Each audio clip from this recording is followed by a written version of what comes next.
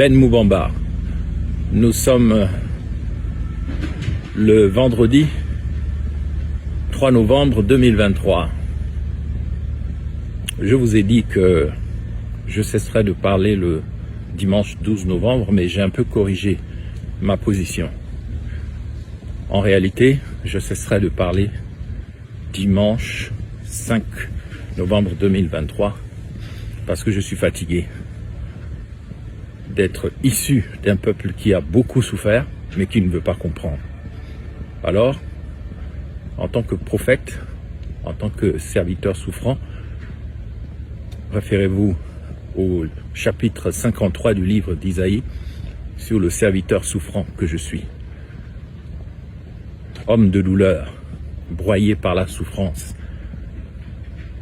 Il a été maltraité à cause de nos péchés, dit Isaïe 53. Mais je reviendrai sur ce chapitre quand j'aborderai 2018 et les incidents d'AONG me concernant. Donc, je vais parler encore demain, samedi. Je vais boucler la décennie 2007-2008, 2017-2018, qui correspond à mon engagement politique direct, action directe. Quant à la décennie novembre 2018-2019, qui est toujours en cours, je n'en parlerai que plus tard. J'aurais aussi pu parler de la décennie 97-2007. J'aurais aussi pu parler de la décennie 1977 à 1987, mes années d'enfance, d'études au Gabon, avant de partir après le bac, suivi d'une deuxième décennie qui est mes années extrêmement belles en France, artistique, journalistique et tutti quanti universitaire, suivi de la décennie 97-2007 qui était tentative de retourner au Gabon beaucoup trop tôt, et puis l'engagement politique à partir de 2007-2008. Donc ça fait 4 décennies d'un engagement très profond. Le 3 septembre, je suis ici pour vous parler de 2017, l'année 2017, qui est l'année qui conclut cette 4e décennie de mon engagement 2017-2018, avec ma fuite en novembre 2018 pour 6 ans de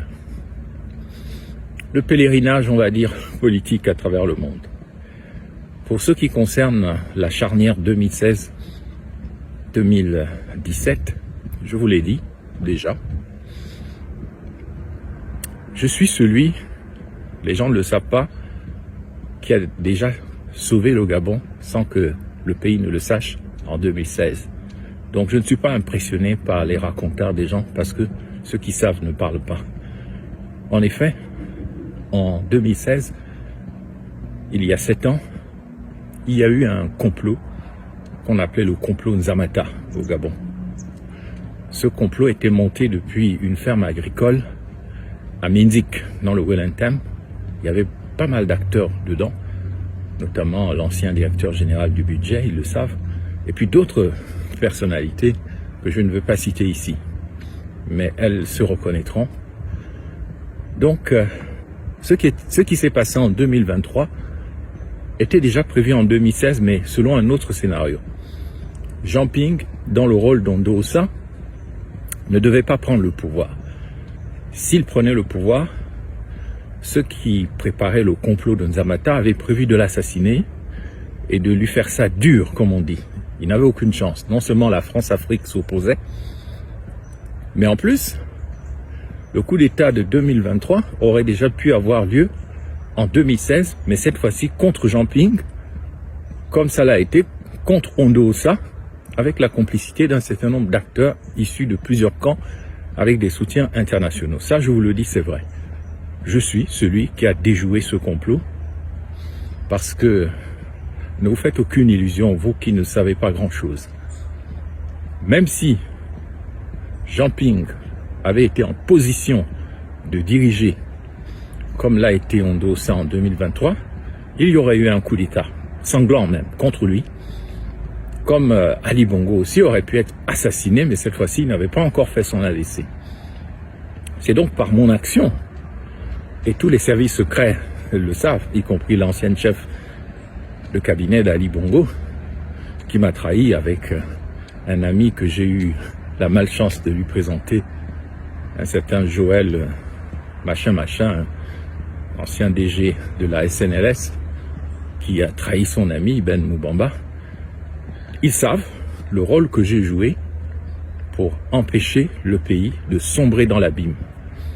Et en 2023, bien sûr, j'étais au courant de tout ce qui se préparait, mais sauf que là, un nouveau plan Nzamata, opération Nzamata, a été lancé en défaveur d'une alternance démocratique contre Ndosa et impliquant un coup d'État soutenu par la France-Afrique et soutenu par le système Bongo. Tel est mon témoignage, telle est ma vérité.